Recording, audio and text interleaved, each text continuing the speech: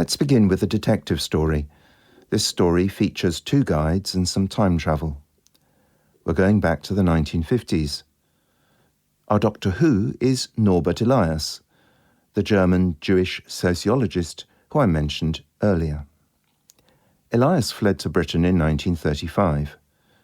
Steven Pinker's bestseller, The Better Angels of Our Nature, describes him as the most important thinker that you have never heard of, which, in passing, is exactly how wizards introduce members of the Muggle crust whom they rate.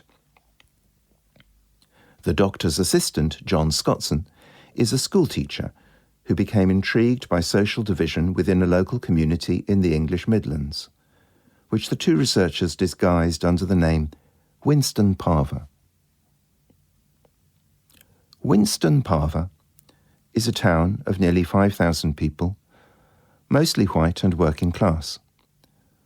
Scottson conducts interviews with members of every 30th household on Winston Parva's electoral roll.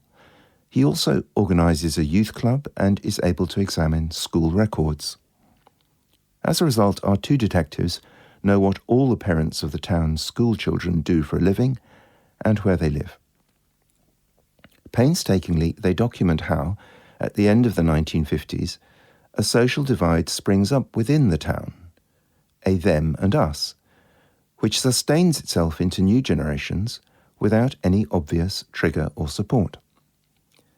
The detectives can find no racial, religious, educational, employment, or financial basis for the division. There is no prior ill will or grievance. But it becomes a clear split. Although Winston Parva has only existed since the 1880s, the town's longer-established families stigmatise the new arrivals as inferior.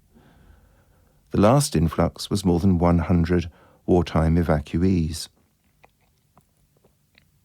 Elias and Scottson's detective story is a hunt for an invisible badge and some X-ray spectacles.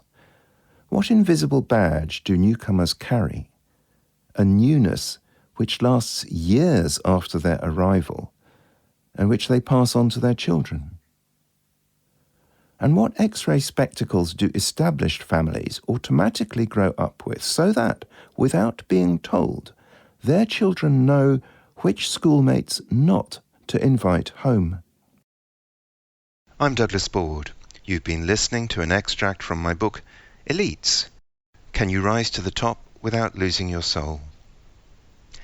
Imagining ELITES, let alone writing it, wouldn't have been possible if I hadn't completed a late career doctorate at the University of Hertfordshire's Complexity and Management Centre. I came across Elias and Scottson's research there. It's a crucial part of the detective story of ideas which, along with a survival guide for senior executives, draws the reader forward. The book keeps asking why. For example, why are there glass ceilings? To say that there are bad guys at the top, although there are quite a few, isn't enough of an answer. If we want to change things, we need to know more. Another sociological giant upon whose shoulders I stand is Pierre Bourdieu. How funny if what makes elites tick could be found in a small, very ordinary English working and lower middle class town in the 1950s. Funny, but also important. Get your laughs in print, ebook or audio from iBooks, Amazon, or from your favourite bookshop. That's EYE-books.com.